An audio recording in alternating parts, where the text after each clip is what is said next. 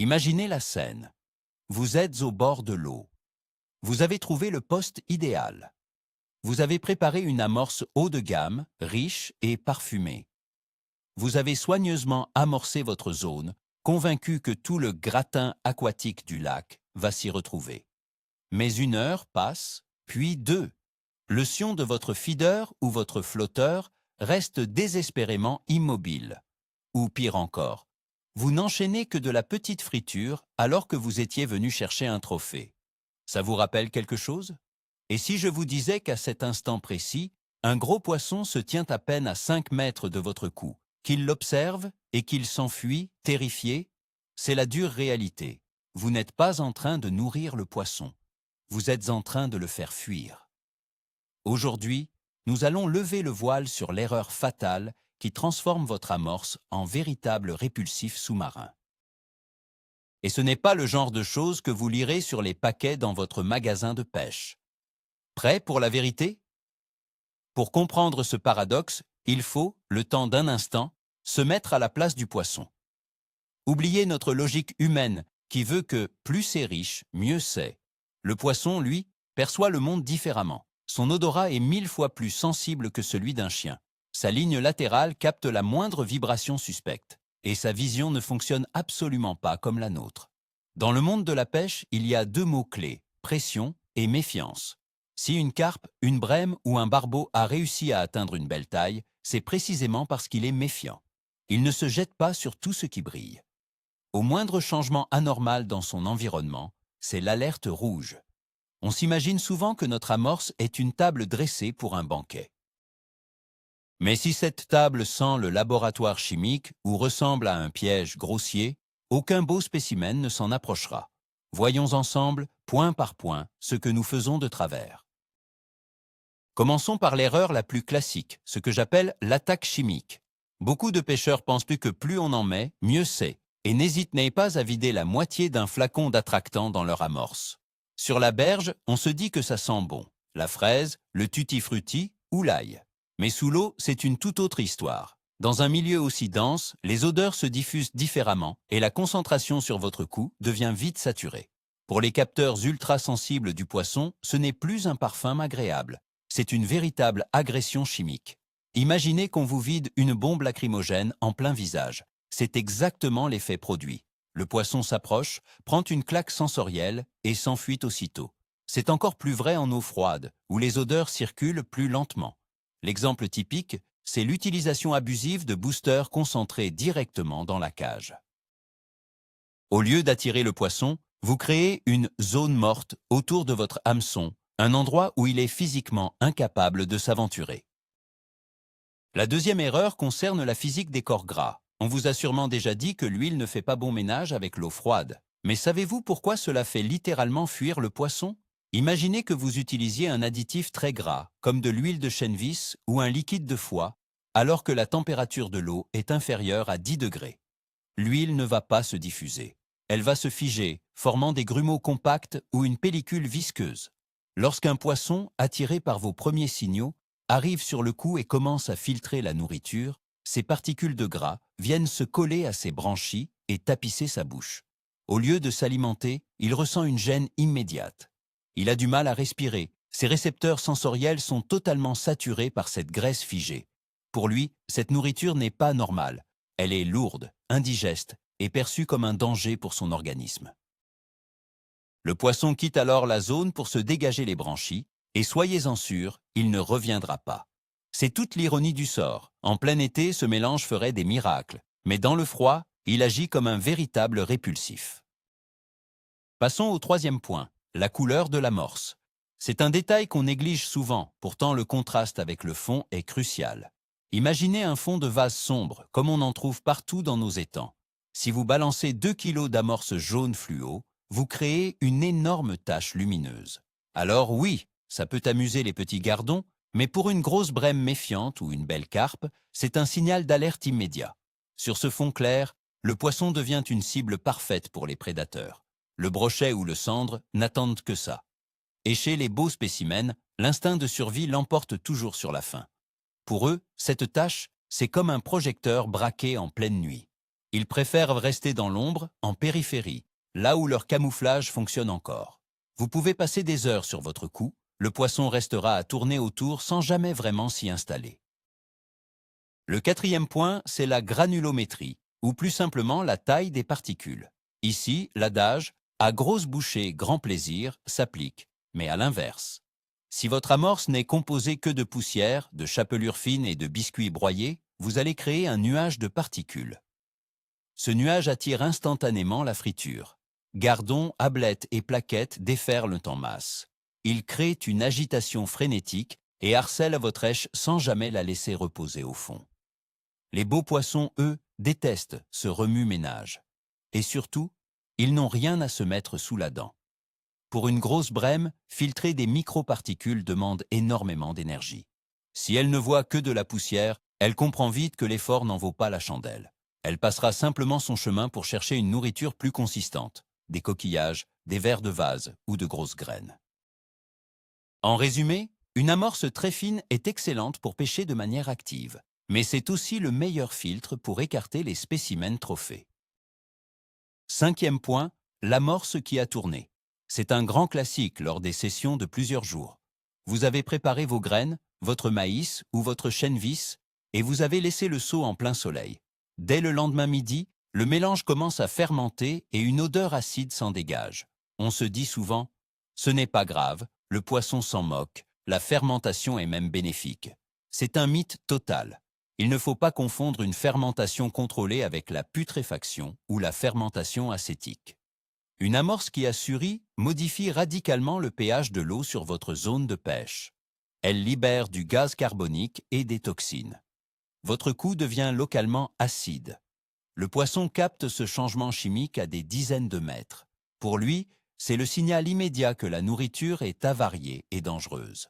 Sans le vouloir, vous transformez un poste prometteur en une zone morte. Si votre mélange a tourné, ayez le bon réflexe. Jetez-le dans les buissons, mais ne le mettez surtout pas à l'eau. Sixième erreur, une amorce trop active, ou ce qu'on appelle l'effet geyser. De nombreux fabricants ajoutent des particules flottantes, comme du chènevis moulu ou de la noix de coco, pour attirer le poisson de loin. Mais attention, quand il y en a trop, c'est le chaos au fond de l'eau. Tout s'agite, remonte et redescend. Si ce dynamisme peut plaire aux carpes, il effraie souvent les gros spécimens plus méfiants, comme les brèmes ou les tanches. La nourriture ne doit pas sauter à la figure du poisson. Une amorce trop nerveuse ne crée pas un tapis de nourriture, mais une simple colonne de débris instable. Les gros poissons de fond préfèrent une nourriture inerte, posée calmement sur le fond, qui attend d'être consommée. Pour eux, une activité excessive évoque plutôt l'agitation de la friture, et non une source de nourriture stable et rassurante. Septième point, le mauvais mouillage de l'amorce. C'est l'erreur classique des débutants. On a souvent l'impression que le mélange est prêt parce qu'il forme de belles boules, mais c'est trompeur. Dès qu'elle touche l'eau, cette amorce explose en pleine descente ou dès l'impact avec le fond. Résultat, le courant emporte tout et votre zone d'amorçage s'étale sur une surface immense. Au lieu de fixer le poisson, vous le dispersez. Plutôt que de se concentrer sur un spot précis de 50 cm, le poisson s'éparpille pour ramasser les miettes. La concurrence entre les poissons diminue et les touches deviennent irrégulières, instables. Les gros poissons, eux, ont besoin d'un tapis compact. Si votre amorce dérive sur 5 mètres, le banc va s'étirer et finira par quitter votre cou. Une amorce parfaitement mouillée doit rester dans la cage jusqu'au fond et ne commencer à travailler qu'une fois posée sur le substrat. Maîtriser la mécanique de son mélange, c'est la clé pour garder le contrôle sur le poisson. La huitième erreur concerne les odeurs, mais pas celle de votre amorce. On parle de celle de vos mains. Il faut savoir que le poisson possède un odorat incroyable. Alors, regardez vos mains un instant. Est-ce que vous venez de fumer? Vous avez mis de l'anti-moustique ou de la crème solaire? Est-ce que vous avez fait le plein d'essence en venant? Toutes ces odeurs, la nicotine, les répulsifs, les hydrocarbures, sont perçus par le poisson comme des poisons et des signaux de danger immédiat. En manipulant votre amorce ou en piquant votre èche avec ses mains, vous libérez des microparticules dans l'eau. Pour le poisson, c'est l'équivalent d'une sirène d'alarme qui hurle. Méfiez-vous surtout des produits anti-moustiques. Ils contiennent des substances qui déclenchent un véritable vent de panique chez les poissons. Si vous vous vaporisez de produits et que vous plongez ensuite les mains dans votre seau d'amorce, c'est terminé. Vous pouvez ranger vos cannes, car vous ne verrez pas l'ombre d'un beau poisson. Le bon réflexe est simple. Lavez-vous toujours soigneusement les mains avec l'eau du spot de pêche avant de manipuler quoi que ce soit qui finira dans l'eau. 9e point, le facteur satiété. Et oui, on peut tout à fait gaver le poisson, surtout si l'on utilise des mélanges trop riches en période de faible activité. Si vous saturez votre cou avec des kilos de pellets, de bouillettes ou d'amorces grasses, alors que le métabolisme du poisson tourne au ralenti, comme au début du printemps, en fin d'automne ou lors d'un changement brusque de météo, il sera très vite rassasié. Le poisson avale quelques morceaux bien caloriques, se sent repu et tombe dans un état de passivité. Il peut rester sur votre zone de pêche, mais il ne mordra plus. Votre èche se retrouve alors perdue au milieu d'une montagne de nourriture.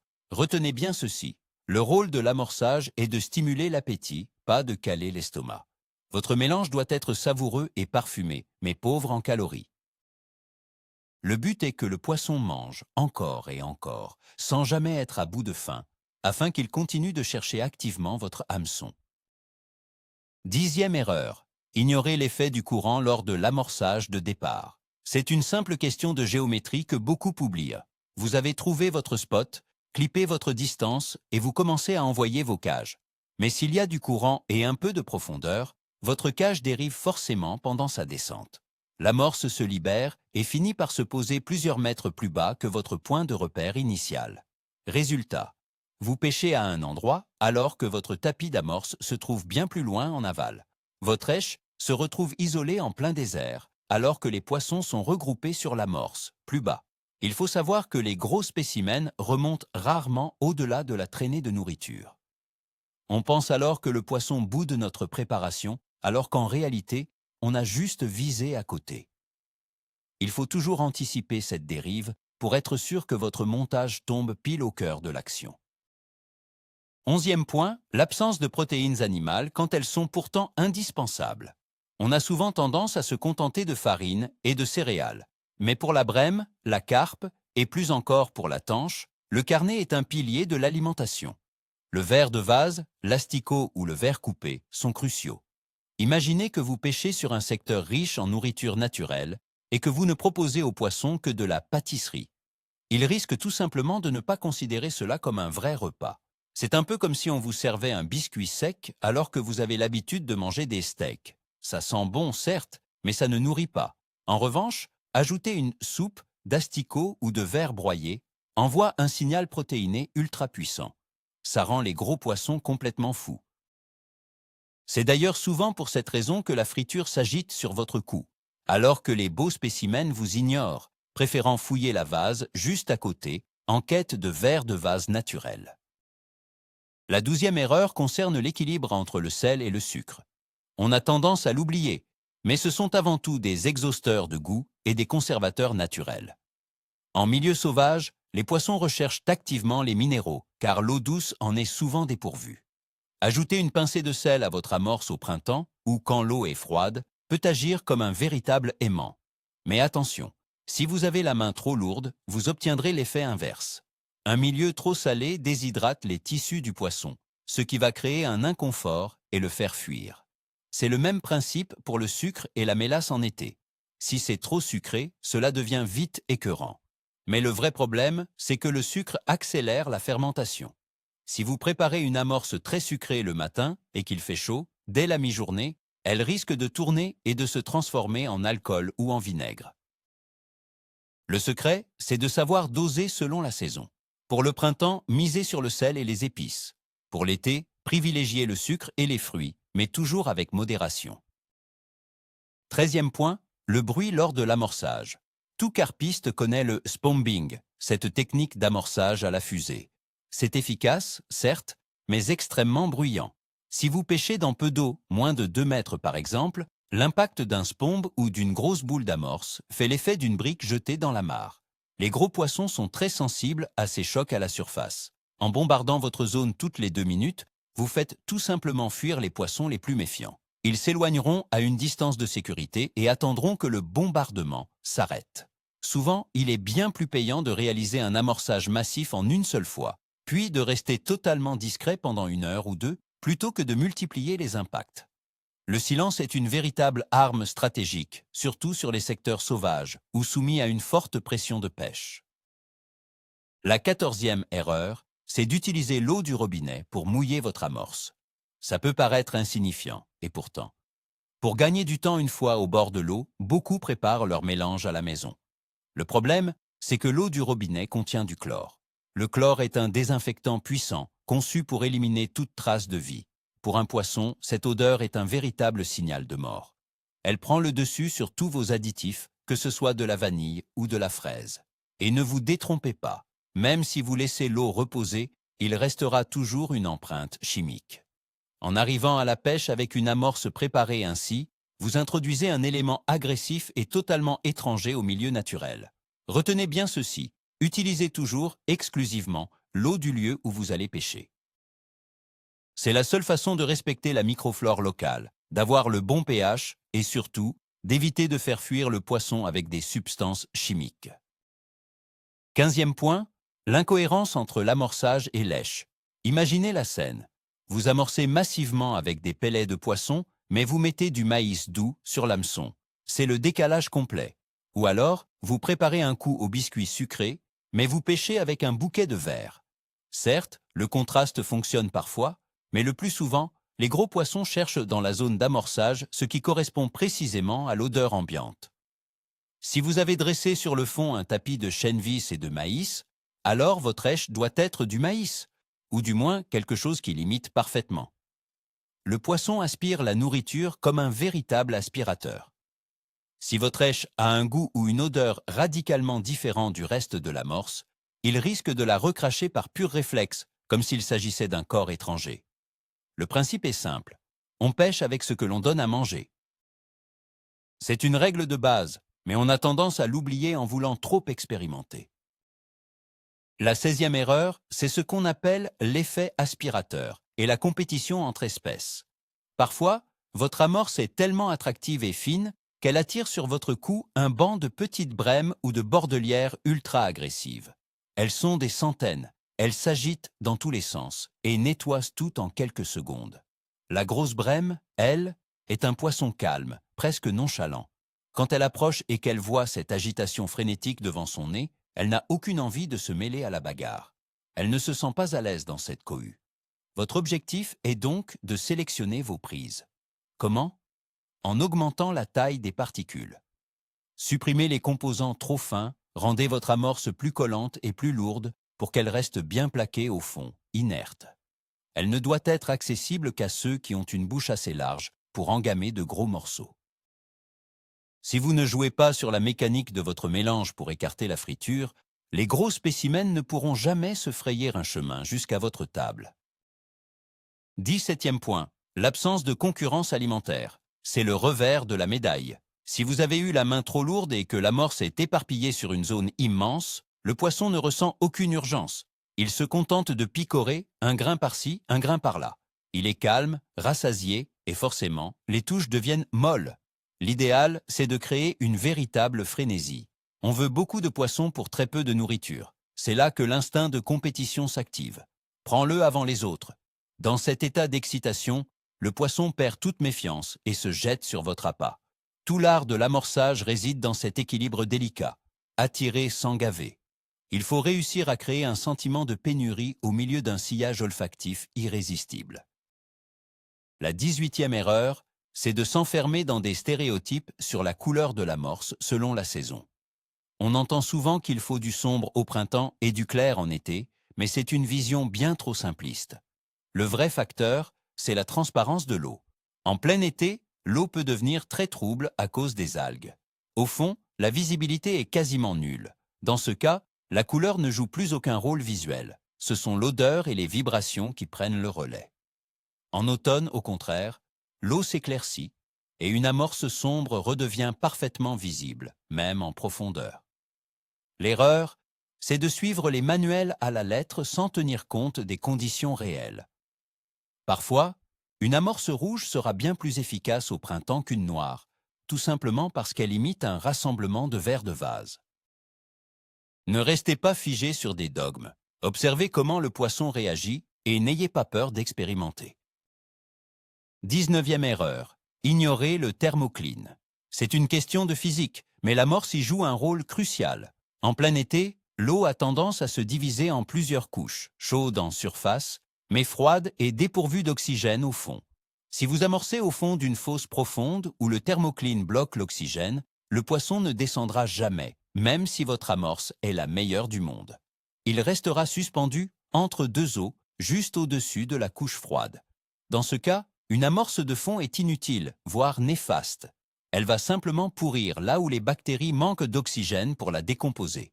L'erreur, c'est de s'entêter à nourrir le fond quand le poisson se tient plus haut. La solution?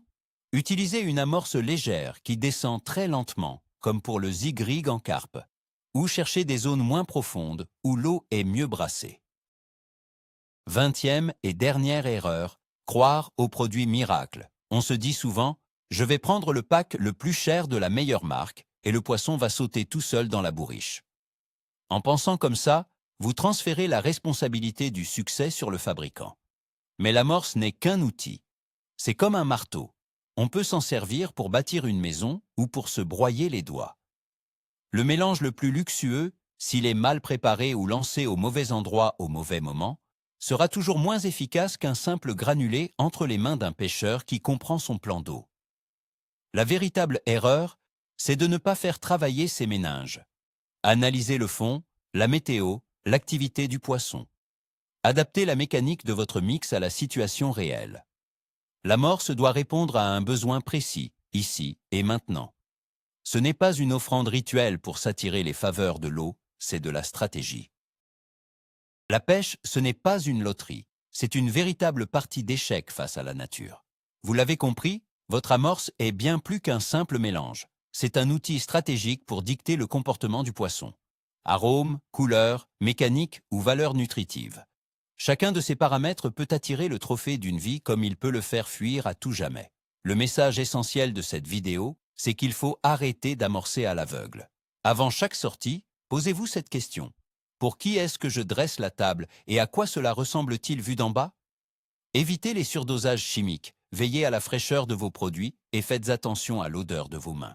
En appliquant ces conseils, vous verrez des postes sans vie s'animer soudainement. Et le menu fretin laissera place aux touches franches des grosses brèmes et des carpes.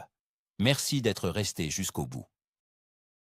Si vous vous reconnaissez dans l'une de ces erreurs, dites-le moi en commentaire.